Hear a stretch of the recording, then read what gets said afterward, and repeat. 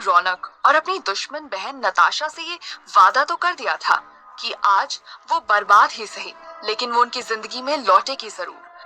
पर श्रेया के आज के हालात में और उस एक दिन के आने में एक बहुत लंबा फासला था। आज की हकीकत ये थी कि श्रेया सड़क पर आ चुकी थी।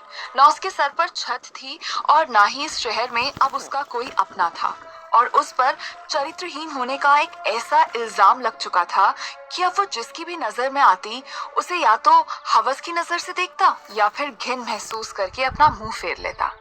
इस जिल्लत से गुजरते हुए जैसे तैसे श्रेया बस स्टैंड तक पहुंची।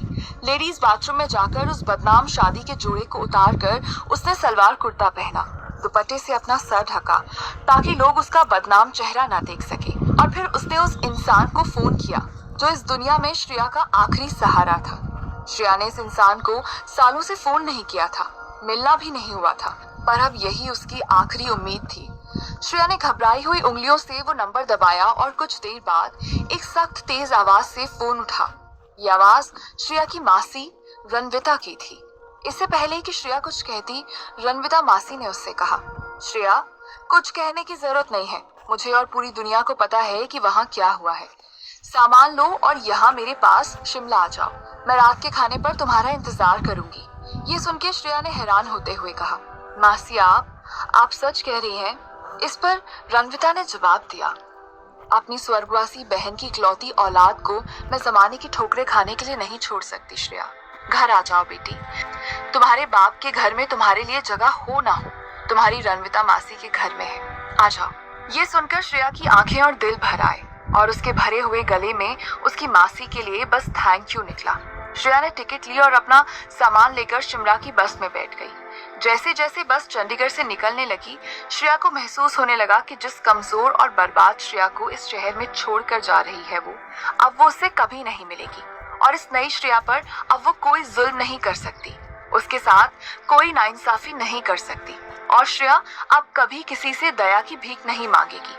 उसे यकीन था कि रणविता मासी उसका साथ जरूर देंगी। जैसे जैसे बस शिमला पहुंचने लगी, रणविता मासी का चेहरा श्रेया की आंखों के सामने साफ होता चला जा रहा था। रणविता मासी श्रेया की असली माँ रंजना की छोटी बहन थी।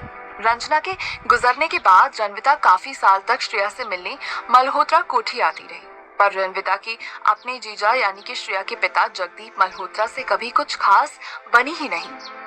जगदीप को रणविता की आजाद ख्यालात, उसका कभी शादी न करने का फैसला, उसका जिद्दी और रुबाबदार स्वभाव, इन सब से तकलीफ थी, और उन्हें ये डर था कि रणविता की संगत श्रेया को भी वैसा ही बना देगी। इसीलिए जब श्रेया 14-15 साल की हुई, सो जगदीप ने रणविता से कह दिया कि श्रेया से दूर ही रहे, और आज 10 साल के बाद श्रेया को आसरा देने वाली वही जिद्दी, बिगड़ैल और अपने मन की करने वाली रणविता मासी थी। ये सब सोचते सोचते न जाने कब श्रेया अपने सामान के साथ रणविता मासी के बंगले के बाहर आकर खड़ी हो गई। श्रेया गेट की घंटी बजाने ही वाली थी कि घर का दरवाजा खुला और रणविता मासी बाहर आई। सामान्य कद की, सुनहरे रंग की, भूरे बाल, बिलौरी आंखें, आज भी रणविता मासी उतनी ही खूबसूरत थी। रणविता मासी ने मुस्कुराकर गेट खोला, प्यार से श्रेया को गले लगाया, उसके सर पर हाथ फेरा और उसे घर के अंदर लेकर गई। अंदर जाकर उन्होंने श्रेया से कहा, तुम्हारा कमरा तैयार है श्रेया, मुंह हाथ धोकर फ्रेश हो जाओ, मैं खाना लगाती हूँ। इस पर श्रेया ने हैरान होते हुए कहा, मासी आप मुझसे कुछ? तो रणविता मासी बोली, नहीं बेटा, मैं तुमसे अभी कुछ नहीं पूछूंगी, जो भी बात करनी है अब हम डिनर टेबल पर ही करेंगे। इतना कहकर रणविता किचन में चली गई। श्रेया ने अपने कमरे में अपना सामान रखा, नहाकर कपड़े बदले और अपने गीले बाल सुखाती मासी के पास डिनर टेबल पर खाना खाने बैठ गई। मासी ने श्रेया को खाना परोसते हुए पूछा, श्रेया अब आगे क्या सोचा है? श्रेया ने हैरान होते हुए कहा, मासी आप मुझसे ये नहीं पूछेंगी कि हुआ क्या, कि क्या उसमें मेरा कोई कसूर था भी या नहीं? क्या वाकई मेरे चरित्र में दाग है या ये किसी की साजिश थी मेरे खिलाफ? क्या आप यकीन करेंगी ये सब मेरी अपनी बहन और मेरे पति की मिली भगत थी, मुझे अपने रास्ते से हटाने की? ये सुनकर रणविता मासी ने श्रेया की तरफ देख के कहा, नहीं श्रेया, तुम जो कुछ चंडीगढ़ में छोड़कर आई हो, मैं उसके बारे में तुमसे कुछ नहीं पूछूंगी, क्योंकि वो सब बीत चुका है और बीते कल का अफसोस कमजोर लोग करते हैं, और कमजोर नहीं हो, क्योंकि इतनी बदनामी और इतनी जिल्लत के बाद भी तुम सीना ताने खड़ी हो। इसीलिए मुझे जो कुछ हुआ उसमें नहीं, जो तुम करना चाहती हो वो जानने में इंटरेस्ट है। इस पर श्रेया ने समझाते हुए कहा, आप ठीक कह रही है मासी, बार बार उस बदनाम किस्से को दोहराने से मेरी नजर में मेरी खुद की इज्जत ही कम होगी। इसीलिए मुझे अपने आज को और अपने आने वाले कल को देखना चाहिए। मासी, मैं अपने पैरों पर खड़ी होना चाहती हूँ, करियर बनाकर इंडिपेंडेंट होना चाहती हूँ, ताकि दोबारा कोई मुझे घर से ना निकाल सके। मैं इतनी मजबूत बनना चाहती हूँ कि एक दिन वापस चंडीगढ़ लौटकर अपने माँ बाबूजी की नजर में अपनी इज्जत हक से मांग सकूं। और मैं इतनी सख्त बनना चाहती हूँ कि जिन्होंने मुझे धोखा दिया है, एक दिन उनको घुटनों पर लाकर उनसे वो सब वापस ले सकूं जो उन्होंने मुझसे छीना है। ये सुनकर रणविता मासी ने नाज करते हुए कहा, मुझे तुम पर फक्र है श्रेया, और अपनी बहन रंजना की बेटी से मुझे इसी आग की उम्मीद थी। तुम जो करना चाहती हो करो बेटी, तुम्हारी रणविता मासी तुम्हारे साथ है, चाहे कुछ भी हो जाए। रणविता मासी के इस इरादों से श्रेया के इरादों को हिम्मत मिली।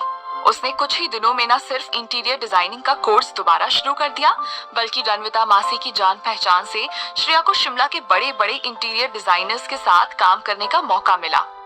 श्रेया की जिंदगी उस पटरी पर आ रही थी जहां से उसका नया सफर शुरू हो रहा था।